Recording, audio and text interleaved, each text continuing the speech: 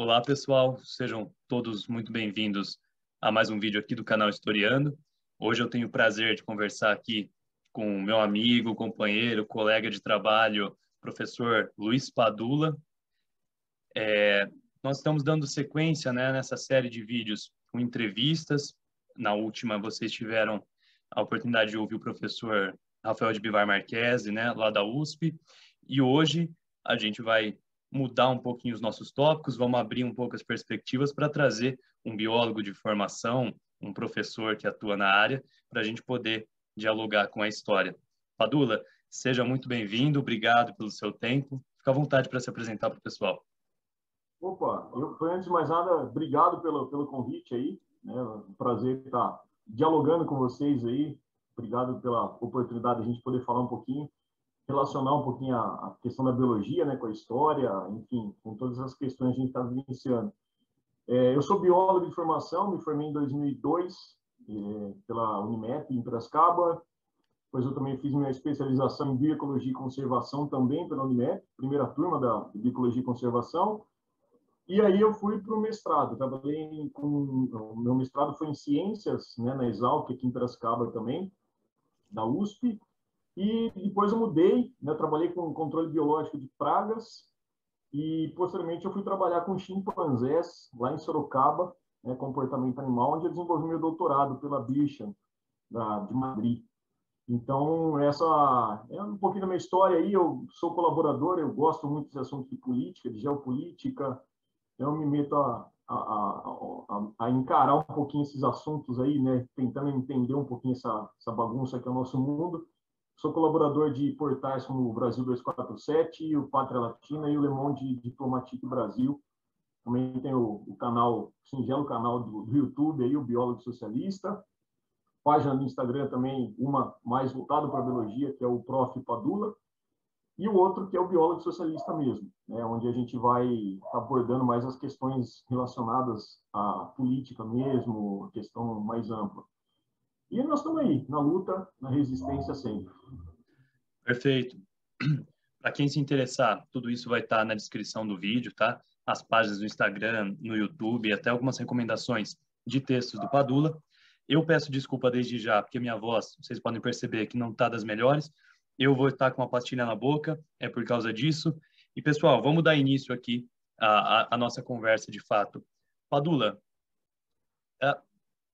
nos últimos anos, com esse aumento das questões polêmicas em torno de desmatamento, de queimadas, as pessoas vêm tendo mais acesso e se interessando por esses temas, mas às vezes me parece que fica tão na superfície do assunto que todo mundo entende, olha, tudo bem, o desmatamento é ruim. Parece um senso geral, Claro, apesar das pessoas radicais de um lado extremo que acreditam que esse tipo de política seja bom. Mas eu queria que você, como alguém especialista na área, pudesse explicar para a gente de uma forma mais clara como que, por exemplo, o desmatamento da região amazônica ou o desmatamento do Pantanal, do Cerrado, o que for, como que isso impacta realmente nas nossas vidas? Como é que isso cai a qualidade da nossa vida? Porque parece que fica um pouco abstrato para quem não está tão familiarizado com isso. Se você pudesse começar dando esses exemplos, explicando para a gente um pouquinho. Não, com certeza. É muita coisa para a gente falar, mas vamos tentar resumir aí. Acho que o exemplo mais prático é o que a gente está vivendo aí, sobrevivendo, que é essa pandemia. Tem um livro muito bom, por sinal, que fica a indicação aí do Robbie Wallace, A Pandemia e o Agronegócio, que fala um pouquinho exatamente sobre isso.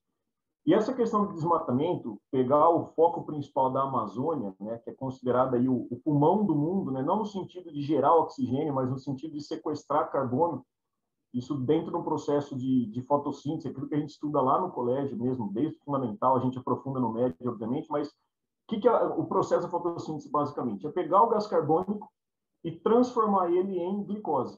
Então, ele usa o gás carbônico emitido na respiração, na própria respiração da floresta, dos outros seres vivos, e reduz a concentração desse gás na atmosfera.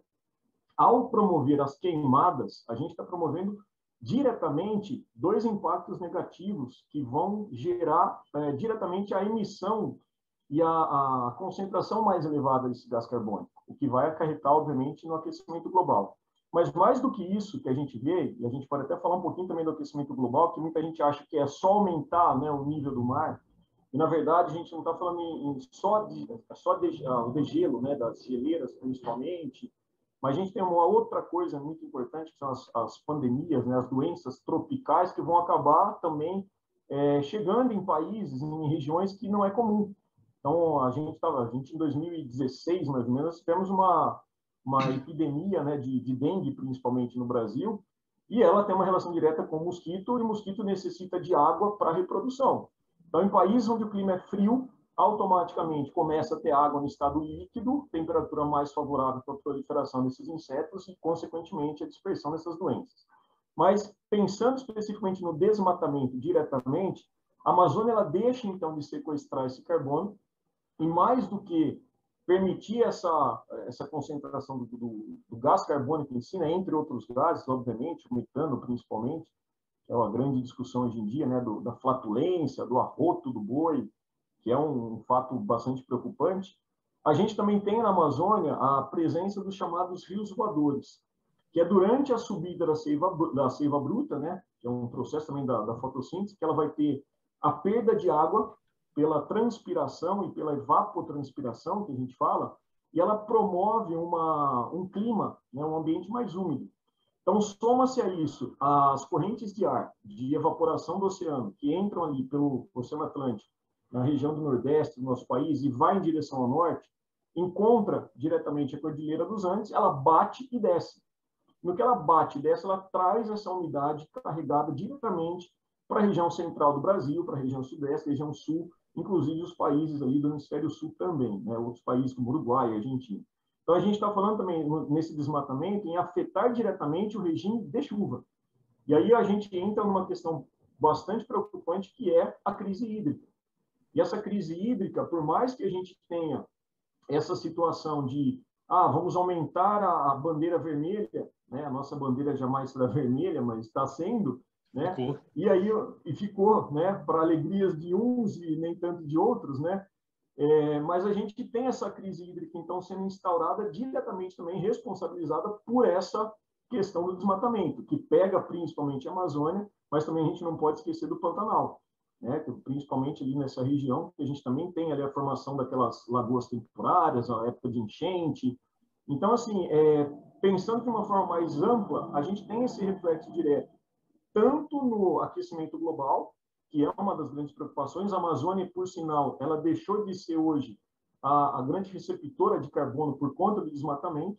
Associa-se a isso aos incêndios, né? A gente tem que diferenciar de queimada. A queimada é algo que ocorre naturalmente, o incêndio ele é criminoso e já tem várias investigações aí pela Polícia Florestal mesmo indicando, pela Polícia, perdão, Federal, indicando que são incêndios associados diretamente aos grandes latifúndios, aos fazendeiros, para desmatar, para plantar soja, expandir o latifúndio, né? E piorando ainda mais essa situação. Então, acho que esses dois pontos principais aí afetam diretamente uma questão mais ampla no nosso país, né, que é a crise hídrica. Isso daí associa com outro fator perigoso, que é o que? Faltou água, não tem água para mover as turbinas das hidrelétricas. O que eles fazem? Acionam as termoelétricas, né, que queima combustível fóssil, piorando ainda mais a emissão desses poluentes. Então, a gente, ao invés de estar ajudando, tanto no aspecto social, ambiental e também econômico, a gente está piorando. Ou seja, esses três pilares da sustentabilidade a gente está deixando de lado, né, piorando toda essa situação que já é um tanto quanto delicada, né? Perfeito, Padula. E é impressionante como parece, principalmente pela grande mídia, né, que há uma tentativa de naturalizar esses processos. Muitas vezes até demonstram, né, que houve incêndio, e é claro, não escondem isso, mas a forma com que é passada parece que é algo natural, que é um processo que vai acontecer todo ano, ou que é por causa do calor, e tira um pouco a ação humana, né? Então, queria que você pudesse comentar também sobre isso, porque se torna uma questão política, quando a gente fala de um processo é, que é natural, que tem uma ação do homem, mas tem um interesse por trás disso. E qual que seria uma possibilidade da gente ter um outro uso da terra no Brasil? Porque, é claro, tem uma importância gigantesca a soja, a produção. Agora, como é que o território está sendo utilizado a nosso favor? Né? Fica à vontade para comentar, seguir o caminho que você Não, preferir. tranquilo. Eu vou fazer um breve retrospecto aqui, me corrija, você que é historiador sabe melhor que eu, mas todo esse processo que se inicia, né, na necessidade de produzir alimento, essa foi a grande propaganda que foi lançada, ela surge lá na década de 50, 60, durante a chamada Revolução Verde. Que, curiosamente, né, só que não, é o momento em que, no pós-guerra, onde a gente teve lá os resíduos dessa guerra, que era uma guerra que utilizava produtos químicos, inclusive, e eles precisavam dar uma finalidade para esse resíduo de guerra. E aí que surgem os agrotóxicos, né, que hoje, por sinal, estão querendo até proibir essa nomenclatura, porque o nome por si já fala, é tóxico, né, veneno que a gente está bebendo na nossa água, aí, veneno que a gente está comendo nos alimentos. Então, a gente tem essa ascensão desse grande latifúndio, que tem uma raiz direta com os interesses dos Estados Unidos, né, com a Fundação Rockefeller, principalmente, que joga essa ideia de que, olha, precisamos aumentar a produção de alimento. Sendo que, na década de 70, se não me falha a memória, um dos ganhadores do Nobel, acho que foi o Nobel de Economia, ele já falava que, olha, alimento nós temos. O que existe hoje é uma má distribuição, e é o que acontece até hoje. Então, essa ideia de monopolizar essa produção, né, expandir os latifúndios, isso daí envolve o quê? Você acabar com reservas indígenas, você criminalizar quilombolas. Aí a gente vê a PL 490, né, do marco temporal, um projeto de lei absurdo aí que visa esquecer a história, né, do Brasil, principalmente, que foi invadido e não foi descoberto. Então, nós estamos aí falando de 8 mil, 10 mil anos antes e que simplesmente não existiria se esse projeto de lei for aprovado, porque ele vai somente legalizar as terras a partir da Constituição de 88. Então, essa é uma proposta absurda.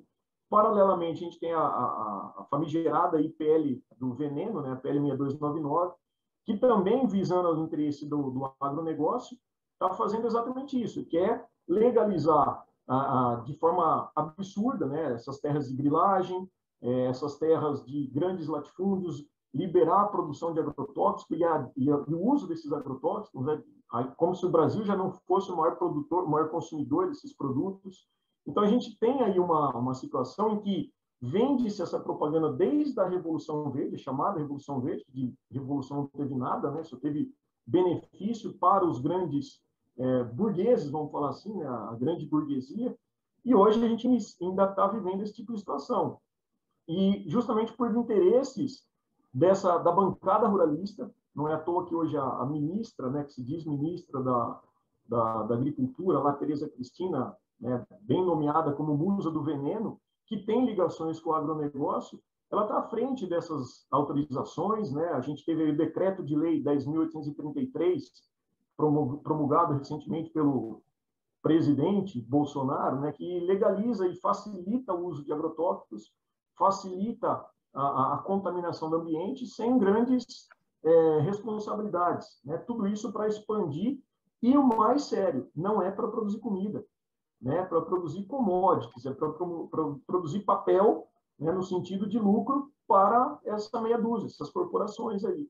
Então, acho que esse é o ponto principal. Aquela propaganda, né, muito bem disseminada aí nas mídias, principalmente pela TV Globo, de que o agro é pop, que o agro é tech, que o agro é moderno, isso aí não passa de mentira, né? E como diz lá o ministro da propaganda nazista, né, que não deixa de ser uma tática nazista essa, fala uma mentira 1000 vezes, ela se torna verdade.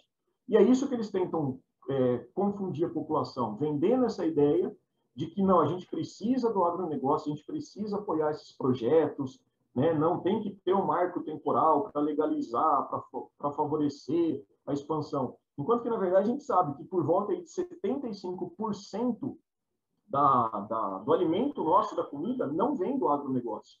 O agronegócio ele produz basicamente aí essas commodities, né? Milho, soja, algodão, para vender na Bolsa de Valores, né? Para vender, para virar ração, né? Para exportar isso daí. E há um interesse direto, obviamente, toda essa crise instaurada aí, né? Crise política. A fome nada mais é do que uma crise política, né? É uma implementação política, não é falta de produção. Mas eles querem promover isso daí porque desvaloriza-se a moeda nossa, o real, valoriza-se o dólar e os nossos compradores compram em dólar. Então, quem que está lucrando com isso? É o agronegócio. Né? As terras em si, elas não são utilizadas de forma correta para a produção de alimento. Alimento a gente tem, a gente não está distribuindo. Tanto é verdade isso que, em plena pandemia, a gente teve duas situações opostas e absurdas. Né? O recorde de produção de grãos do agronegócio, 272 milhões de toneladas aí, ao mesmo tempo que o Brasil volta ao mapa da fome, com 19 milhões de pessoas, né, não tendo o que comer, outras 117 milhões em insegurança alimentar. O que é insegurança alimentar? É você não ter alimento necessário ou alimento de má qualidade.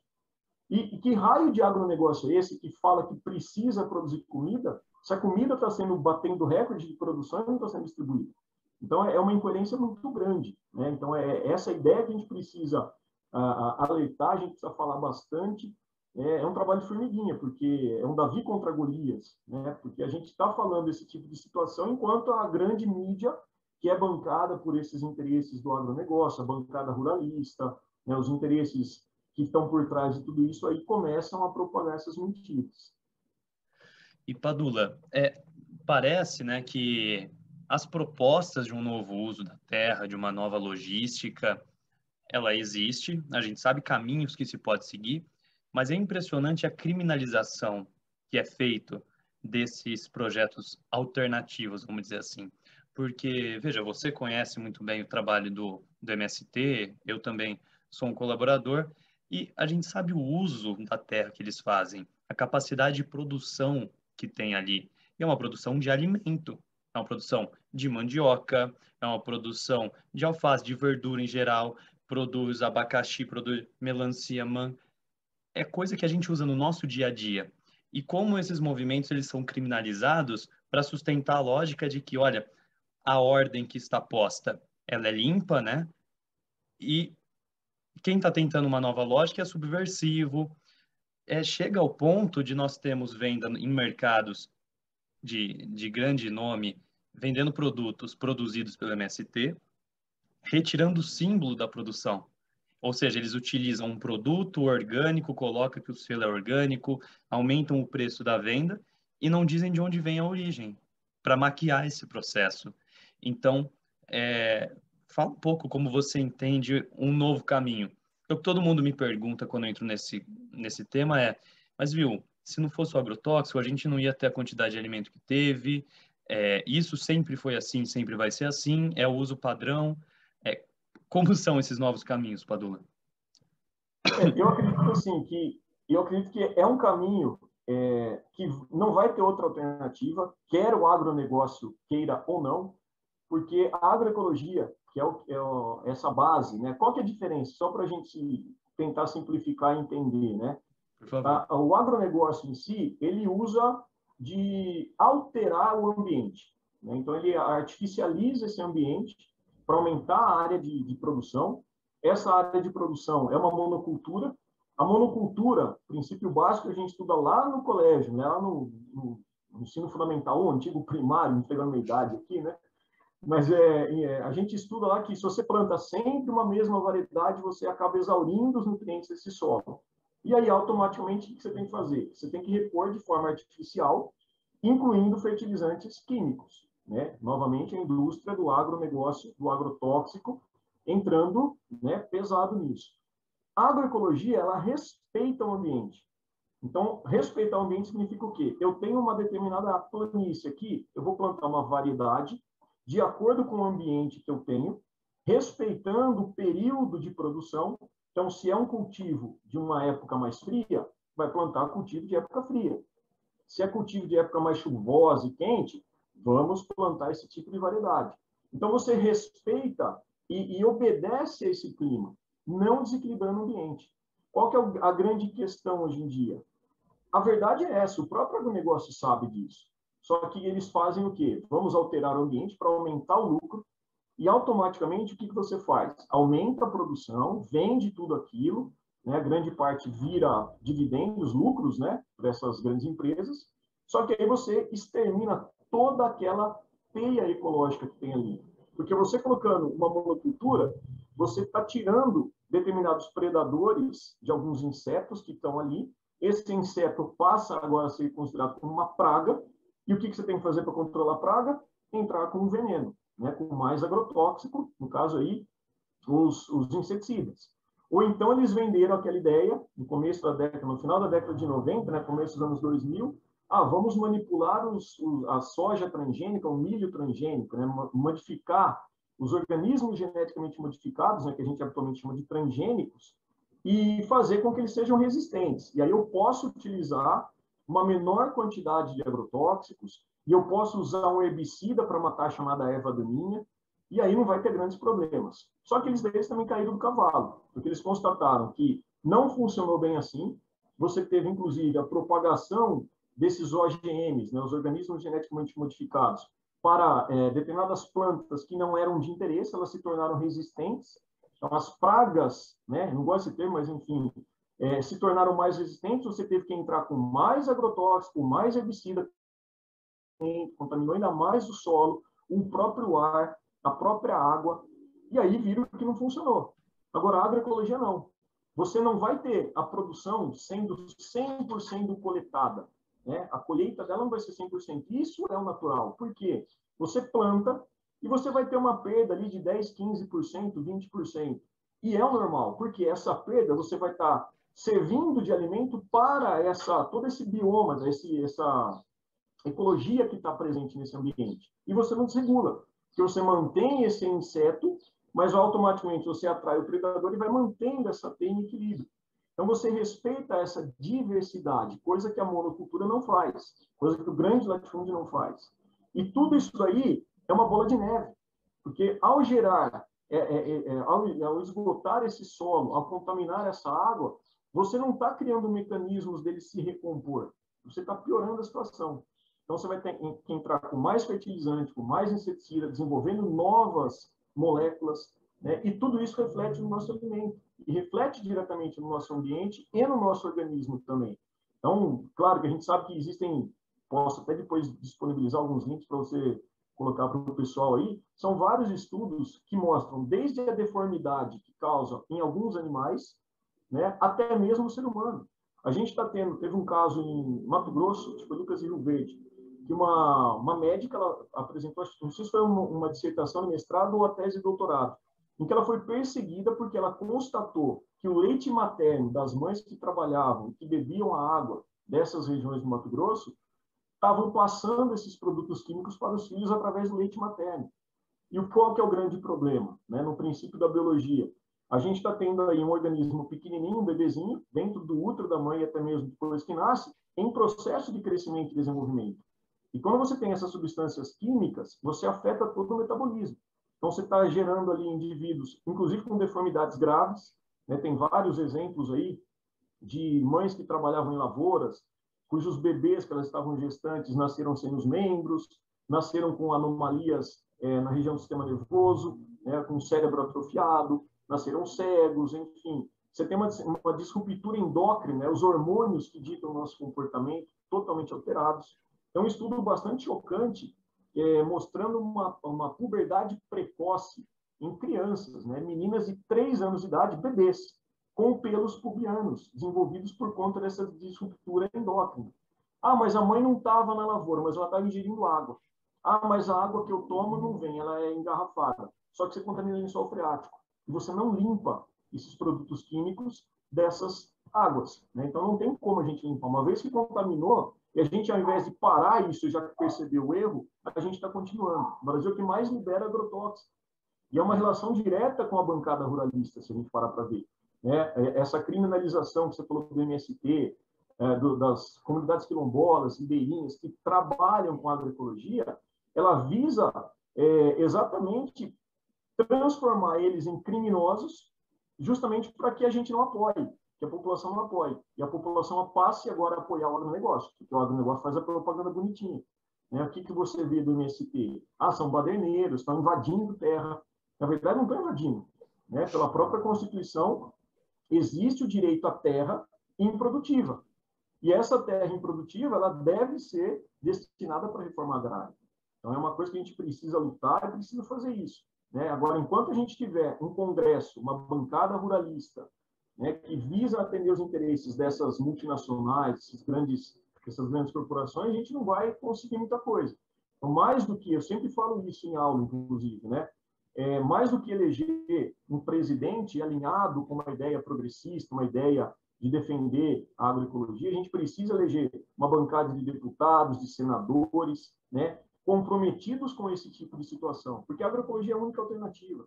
A gente não vai ter alimento, a gente não vai ter comida saudável, de qualidade, se a gente não fortalecer a agroecologia. E a gente vê o quê?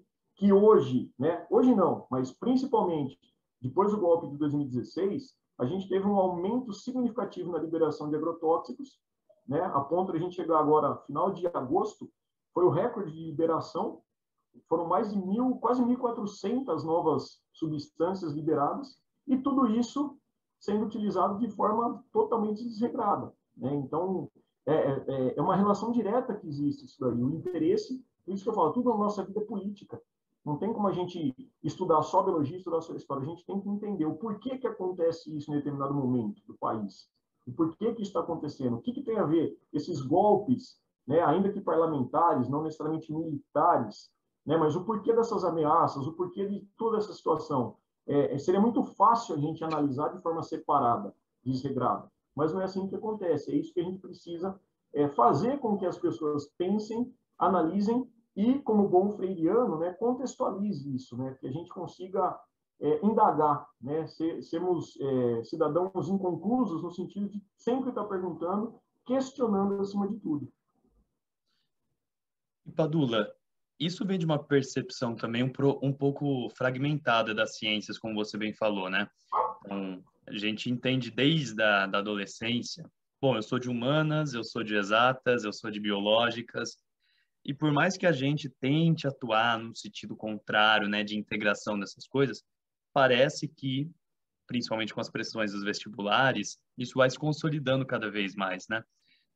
Eu queria ouvir de você como que foi isso na sua graduação, porque eu tenho colegas da engenharia agrícola, tenho colegas da biologia e debato muito com o pessoal da agrícola e muitas vezes eles não têm um embasamento geográfico ou histórico para articular um argumento. Vejo também às vezes na nossa bolha da história não temos conhecimento de fato dos ciclos, das reproduções, das leis da natureza mais básicas às vezes, e isso não proporciona um desenvolvimento do debate. Como que foi para você na graduação? Qual que é a sua experiência assim com os alunos e como que você começou a encontrar essa ligação entre as diferentes disciplinas para entender de um modo mais geral? Eu costumo falar exatamente que eu tive essa abertura de mentalidade depois de uma certa idade, porque eu cresci, obviamente, numa família ali que não vou falar que era rica, obviamente, mas era uma classe média, a gente tinha condições, né? A gente não pode negar isso daí. E, obviamente, eu fui sempre bombardeado com essa ideia de criminalização do MST, eu era crítico do MST. E aí, o que aconteceu? Durante a graduação, ainda que numa universidade particular, eu comecei a ter outras visões por conta de informações que não chegavam até a minha pessoa, né? Através de conversas com professores, através de leitura, né? De estudo. Não tem outra maneira da gente conhecer a não ser estudando. E aí eu comecei a me interessar, né, por política. E foi justamente na época ali do final dos anos 90, né, que era eu vivi na época do Fernando Henrique, e a gente via todo aquele processo, né, a questão do real, a questão de privatizações. Eu não entendia muito aquilo, não que hoje entenda totalmente, mas eu procuro entender um pouquinho. E eu comecei a estudar, né, entender o outro lado que até então eu tinha aversão, eu tinha um preconceito daquilo. Então, hoje, eu até falo assim, é difícil a gente aceitar uma pessoa de mais idade, de repente, que ainda defenda algumas coisas absurdas. Vamos pegar um exemplo prático do negacionismo, né? De falar que a Terra é plana, que vacina causa AIDS, que vacina tem chip, esse tipo de coisa é absurdo, né? Mas, ao mesmo tempo, a gente tem que parar e analisar, pera um pouquinho, mas por que essa pessoa pensa isso? Será que ela teve a oportunidade? Então, se uma pessoa teve e ela atua dessa maneira, propagando essas fake news, né, a gente pode condenar e trabalhar em cima dessa ignorância, né, que ela está plantando e tá se sentindo ignorante e gostando de ser ignorante. Não está buscando uma informação. E é isso que eu procuro fazer hoje nas aulas, né? Eu tenho minha visão, obviamente, todo mundo sabe que eu tenho minha visão de política, obviamente, mas eu não imponho isso, mas eu mostro, assim como eu estou falando, a gente está fazendo esse bate-papo, eu mostro o que está acontecendo para a molecada. E eu falo, e tem gente que ainda defende. Esses dias mesmo eu estava conversando com uma menina falando dessa questão no outro colégio, né? Falando da questão do agronegócio, e ela falou que o pai dela trabalha na Baia, né? E eu falei, olha, seu pai vai falar algumas coisas, mas isso aqui está acontecendo é assim, assado. Então, assim, você não vai imputar na cabeça dessas pessoas, mas você está mostrando, você está abrindo. E é o tal do livre-arbítrio. Ela vai poder escolher, né, que lado que ela vai estar. Então, a partir do momento que você tem as opções, fica a teu critério. E se a gente está pensando numa sociedade mais justa, né, que está buscando mais do que essa justiça social, mas buscando essa questão da sustentabilidade, acima de tudo, né, numa questão ambiental, numa questão da gente não repetir os mesmos erros, né, e que às vezes a gente, enquanto educador, sente um pouco essa responsabilidade, porque você fala assim, poxa, como é que tem gente ainda que está lá pedindo ditadura, pedindo intervenção militar, né? Coisas incoerentes, né? Eu quero ter liberdade, então eu quero intervenção, AI-5, né? Aquelas coisas que você, enquanto historiador, deve, né, ficar maluco aí. Então, assim, são incoerências porque falta essa educação, né? E essa educação libertadora. Tanto é, né, falando novamente de Paulo Freire, é o que assusta essa parte conservadora. E essa parte conservadora, você tem dois tipos de conservador, né? Aquele conservador que é o alienado, que acredita nas fake news, que acredita em kit preventivo de Covid, que acha que é tudo uma conspiração da China.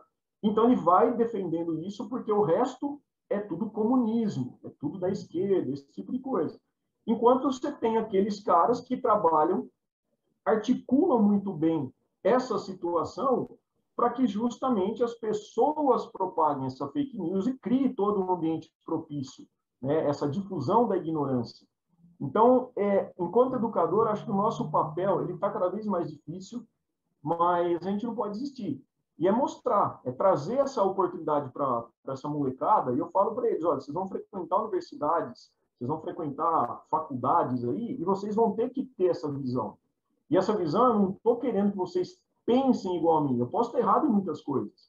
Mas, a partir do momento que você tem os dois lados da moeda, você tem a condição de analisar. Então, o grande desafio é esse.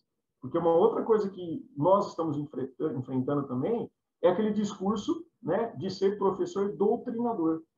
Né? Você não pode falar uma coisinha que aconteceu, não é nem uma visão que você tem, mas se eu falar que aconteceu a Revolução de 1917, que foram os trabalhadores que se uniram, pronto, o professor está doutrinando.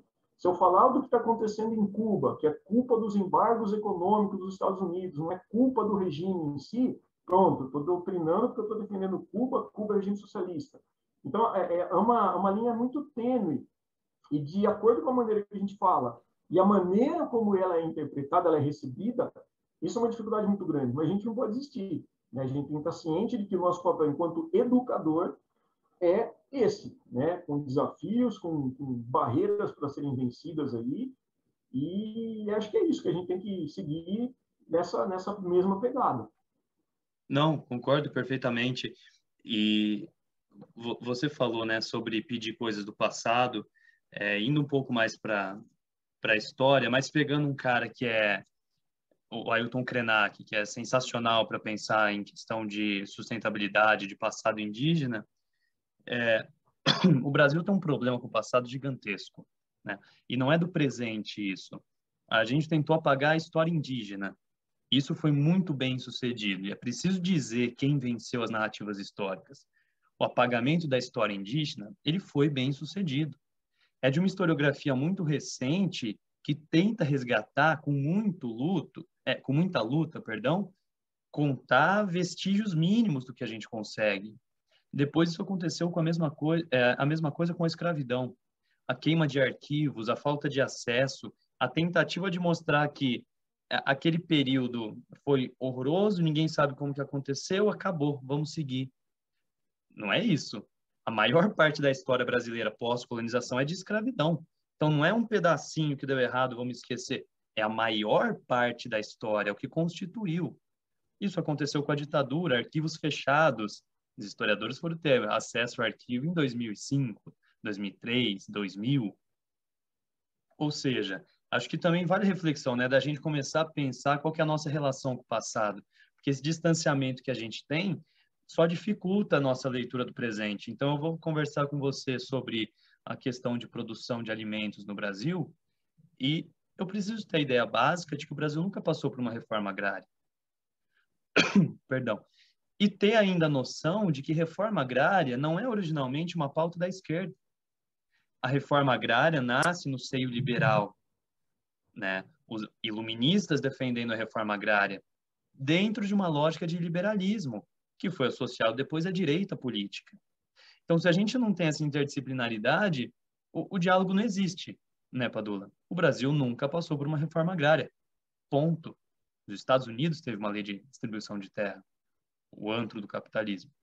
Mas como hoje a gente não pode falar algumas palavras-chave, é polêmico você falar a palavra reforma agrária. Poucos sabem a origem da reforma agrária, né? Então, eu entendo, assim, a sua angústia porque a gente compartilha dela, né? E, Padula, bom, logo mais eu vou encerrar para o final, sei que você também tem compromisso, né? Não vou te alugar muito. Podemos falar um pouco rapidamente de pandemia? Vamos, vamos. Eu sei que é um assunto que, obviamente, todo mundo não tem cabeça mais para ouvir, mas a gente não vai apagar o passado, como eu acabei de dizer, né? E ainda não é passado. Você acha que essa ideia de que as pessoas estão saindo melhores da pandemia, ou ao menos melhor formadas, que a pandemia trouxe alguma coisa de aprendizado no sentido científico, biológico? Você acha que teve isso? Ou você acredita que estamos num looping? Olha, no começo eu estava mais confiante. Eu cheguei até a escrever um artiguinho sobre isso daí, né? Eu falei que a pandemia tinha nos humanizado novamente. Mas conforme ela foi acontecendo, a gente percebeu que não foi bem isso que aconteceu.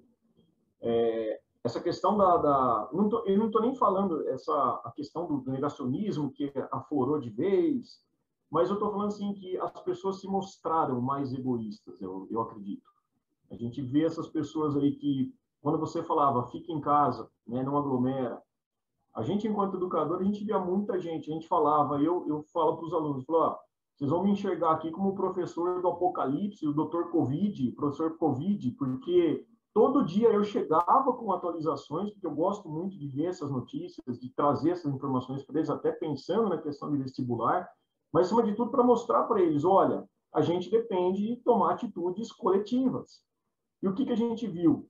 Pessoas que, ignoram, né? Aí você falava isso, de repente você pegava fim de semana, todo mundo aglomerado, né? Fazendo festinha clandestina, falando que era negacionismo, que não existia esse tipo de coisa, que não era para tanto, esse tipo de coisa.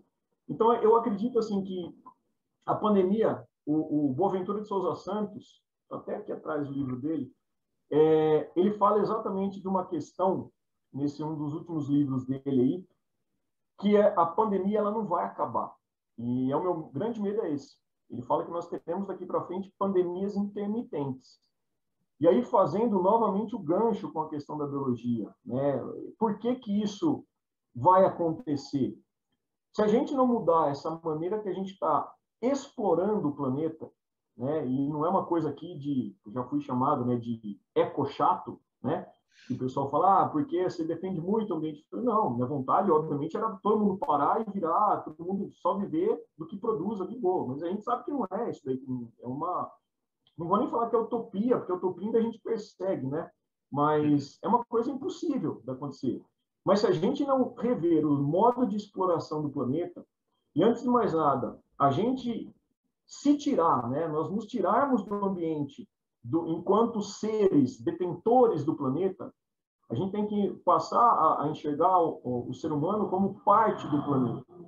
E a partir do momento que a gente continuar enxergando que eu sou melhor que todo mundo, e mais do que isso, eu sou mais importante do que uma onça pintada que está ali, né, que vai morrer queimada, que eu vou caçar, eu sou mais importante que qualquer outra coisa, porque nós somos seres humanos, a gente tem essa ideia, é uma ideia errada que a gente, inclusive na biologia, a gente tem que tomar muito cuidado para a gente sempre falar, o ser humano é o topo de cadeia, né? Porque a gente tem essa visão antropocêntrica de que tudo é ao nosso favor, e nós mandamos em tudo, e é isso que a gente está fazendo com o planeta. E essa ideia, então, do Boaventura, ele fala dessas pandemias intermitentes. A partir do momento que a gente tira essas barreiras naturais, com desmatamento, a partir do momento que a gente cria uma pecuária, uma única variedade de animal, que a gente faz essas monoculturas, favorecendo o deslocamento de vírus, o SARS-CoV-2 aí, que é esse novo vírus da Covid, né? É um vírus que existe desde a década de 60. Ah, mas por que agora que manifestou? Por conta de todo esse processo que a gente teve, a proximidade que ele teve do ser humano, por conta de desmatamento, de incêndios, de caça, de predação, de destruição do ambiente, ele chegou próximo. E no ser humano ele achou uma maneira mais ampla aí de se propagar, causando essa pandemia. E não é o único vírus, né? São vários outros que estão lá, só que a gente está testando. A gente está afrontando a natureza, a gente está chegando nessa ideia aí de extrapolar esse limite, e pode ser que, sei lá, ano que vem tenhamos uma outra pandemia, né, por conta de um vírus, ou a própria Organização Mundial da Saúde alertou a questão de bactérias, né, super resistentes, ainda mais agora que o pessoal começou a utilizar de forma desregrada também antibiótico. Então, assim, o ser humano, eu acredito que ele deveria ter aprendido. Alguns aproveitaram e, de repente, refletiram, né? Mas eu não sou da turminha gratiluz, né? Essa turminha good vibes aí. Eu sou um pouco pessimista nesse aspecto, né? Acho que a gente perde uma oportunidade, a gente perdeu essa oportunidade de fazer com que a humanidade fosse um pouco melhor. Né? A própria questão da vacina. Enquanto a gente está vendo aí que, com todo o negacionismo, né, com toda essa prevaricação que a gente teve, casos possíveis de corrupção envolvendo a compra de vacina no Brasil, a gente está vendo aí que a gente está avançando na taxa de vacinação, só que a gente não pode esquecer que no continente africano, a gente tem países que têm 0,5% da população, 3% da população vacinada. Ah, mas o que importa é o meu país, os Estados Unidos, é a França que está vacinada, a Itália, é o Brasil, mas espera lá, o vírus está ali. E essas novas variantes podem estar acontecendo. A Organização Mundial da Saúde e a própria ONU fazem esse chamamento. Vamos democratizar a vacina também. Porque não adianta nada a gente entrar com uma terceira dose de reforço, enquanto que os países ali subdesenvolvidos, né, também não gosto muito de ter, mas enfim, esses países que não têm acesso. Então, a gente está olhando, cada um está olhando para o seu próprio umbigo, cada nação para o seu próprio umbigo, e a gente está perdendo essa oportunidade de mostrar que a humanidade poderia ser um pouquinho melhor. Em todo caso, acho que a gente teve aí algumas pessoas, que é o que a gente acredita, né, as sementes que foram plantadas aí, que possam germinar, gerar novos frutos. Eu falo, é a geração futura, porque a minha geração, talvez a sua aí, a gente não tem muita expectativa não, mas essa molecada aí é a nossa experiência, a nossa esperança, né? Padula, parece que exatamente o que você falou, né? O espírito do que é coletivo é cada vez mais deixado de lado. E o que se fala muito é em liberdade acima de tudo, e é uma liberdade, é uma confusão no termo do que é liberdade, né? Porque parece que liberdade, então, é eu poder fazer o que eu quiser, a hora que eu quiser, com quem eu quiser, da forma. Portanto, como diria o crioulo, né? A linha de fronteira se rompeu, né? Entre o meu ser e o ser alheio, a linha de fronteira se rompeu. A minha liberdade, ela não pode agredir uma outra pessoa, não pode discriminar, não pode pôr em risco a vida de uma outra pessoa. E é impressionante como foi que a gente chegou nisso. Aí a história pode contribuir um pouco para a gente, né? Até nas histórias das pandemias também, pensar o que foi a peste bubônica na Baixa Idade Média, que está diretamente atrelada a uma forma de urbanismo, a uma forma de economia, a uma forma de organização social. A revolta da vacina, né, de 1904, no início do século XX. Tem muitas lições para a gente também. Então, já fiz essa recomendação aqui para o pessoal de leitura e acho que você só vem para a brilhantar essa mensagem, para dar mais profundidade nela. Padula, vou encerrando para a parte final. Acho que nossa conversa está com um pouco mais de 50 minutos agora. Fica à vontade para fazer suas últimas palavras, tá? O tempo é seu, mas desde já agradeço imensamente a oportunidade de estar conversando com você aqui no canal e pelo seu tempo também. Pô, e eu que agradeço, Iago. E foi até melhor do que eu pensei. Igual eu falei para você nos bastidores, eu estava meio nervoso para falar aí. Pelo amor de Eu até Deus. falei, né? Me dê uma sala aí com 50, 60 alunos aí, que eu falo de boa. Agora, eu fico ainda meio intimidado com câmera, mas foi bacana, né? Com E, então é certeza. isso, acho que eu estou à disposição também. Tem muita coisa para a gente falar, né? Mas foi bacana a gente poder dar esse apanhado mais geral aí, mas é isso que a orientação que eu dou, né? Acho que casa muito bem a questão da história e da biologia, né? Não só a história e biologia, mas também a geografia, outras ciências também, né? Acima de tudo, Claro. mas que a gente reflita, né? Acima das coisas, que a gente não aceite, que nós não sejamos esponja de absorver aquilo que está sendo jogado, que a gente conteste. Acho que esse é o grande X da questão, né?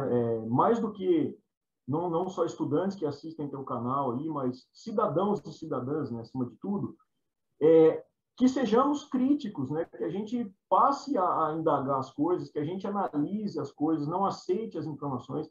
Acima também, uma outra coisa muito importante é verificar a procedência dessas mensagens que a gente recebe, essas informações, é filtrar muito bem. A gente sabe que existe uma mídia muito tendenciosa, a gente sabe que canais independentes são extremamente importantes porque mostram outro lado que não tem rabo preso, né? Esses canais do YouTube, enfim, fontes que a gente tem a referência segura, né? Não meramente memes que a gente segue acreditando, que a gente acaba divulgando, e que tenhamos coragem, acima de tudo, de enfrentar essa onda negacionista, que a gente tenha coragem de enfrentar essa onda que quer falar de uma coisa que não tem conhecimento, né, que não tem um aprofundamento, que não tem um mínimo de discernimento, e que nós não tenhamos medo, né, de nos impormos ali, de fazer frente mesmo com esse tipo de gente para poder trazer. Não estou falando em brigar, porque tem gente que você realmente não dar murro em ponto de faca, mas é abrir esse diálogo. Eu acho que só quando a gente conseguir abrir, e infelizmente a gente não vai ter 100% dessa abertura, mas a partir do momento que a gente consegue um diálogo, consegue mostrar uma visão que essas pessoas não têm, e até mesmo ouvir o lado delas, muitas vezes, obviamente, conseguir contestar, é na divergência que a gente aprende e é na divergência que a gente também vai ensinar. Então, eu falo isso, eu não gosto muito do termo professor, porque parece que é aquela coisa mais mecanizada. Eu sou educador. E educador é aquele que não está formado, é aquele que está aprendendo. Né? E acho que isso é minha raiz Paulo Freire, que eu também aprendi na faculdade um pouquinho, né? Estou aprofundando cada vez mais aí. É um dos motivos também deles quererem, né, como a gente comentou, desmoralizar. Porque Paulo Freire falava isso, a gente precisa, nós somos cidadãos inconclusos. A gente está em constante formação. E é isso que a gente precisa, né? Acabar com essa arrogância, trazer o diálogo acima de tudo e trazer essa possibilidade de trazer essas informações e receber essas informações e promover uma sociedade mais justa. Né? Acho que a gente só vai ter essa igualdade dessa maneira, né? Permitindo com diálogo, com muito paciência acima de tudo, né? Que não está fácil. Mas é isso, eu agradeço de novo aí pela oportunidade, me coloco à disposição aí, pode convidar mais vezes que passou o frio na barriga aqui. Como diria o mestre, então, ninguém educa ninguém, ninguém educa a si mesmo, os homens se educam entre si, mediatizados pelo mundo, né, Padula? Obrigado demais Perfeito. pela sua fala. Claro que o convite já está, né, as portas estão abertas aqui do canal para você voltar o mais breve possível. A gente pode escolher um tema específico, o pessoal pode comentar aqui também no vídeo, deixar sugestão. E ajuda a circular, curtir o vídeo. Esse é um vídeo bom para você mandar a corrente no WhatsApp, no grupo da família, né? Vamos fazer esse trabalho de formiguinha que a gente está conversando de uma forma humilde, mas é o que a gente consegue fazer no nosso dia a dia também. Padula, um forte abraço, até logo mais e obrigado novamente. Tamo junto, eu que agradeço. Valeu. Tchau, pessoal. Até o próximo vídeo.